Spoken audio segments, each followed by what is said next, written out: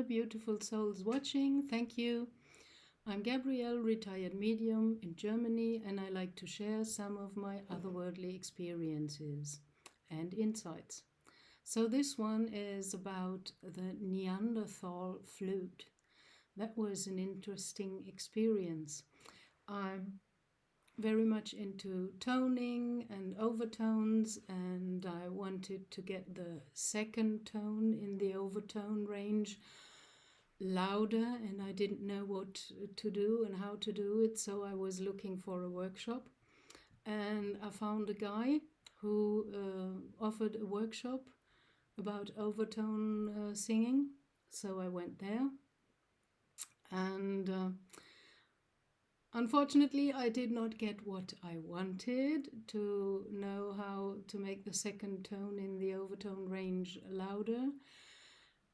This guy was very much about kind of the scientific approach, and he had a lot of tabellas and things he was showing to prove the overtone range and all that. And there was a moment at the end of the workshop when this guy did something very, very interesting. He had a replica of a Neanderthal flute they found in archaeological digs here in Germany. And it was a very small, tiny thing made out from a bone of an animal. And it had only 2 or 3 holes. And it was working totally different to how we used to play a flute. You know, a normal flute you have like that, and with your exhale you produce the sound. Overtone singing is functioning very differently. You use the whole resonant space of your mouth insidely to form by placing the tongue in different places. You form a sound that's based on resonance, the resonance chamber in your mouth and your throat and everywhere. And so this flute was also working with the resonance, which already needs some kind of higher understanding, because the only instrument I know by now that's working with that as well is the Australian didgeridoo. And they have a very special breathing technique they use to also produce sounds while they are inhaling and not only exhaling and forming the sound with the breath. So this flute was based upon using the resonance of your mouth and your body. And he took it out and explained it to us that it was a replica that he got from a friend in the museum, and so on and so forth. And then he took it to his mouth, and because he was an overtone singer, he knew how to use it.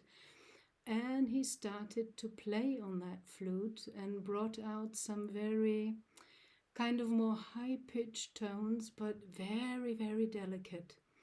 And in the moment when he played it, I saw Neanderthal figures coming and entering the room and just looking at him and appreciating to hear their kind of sound and music again.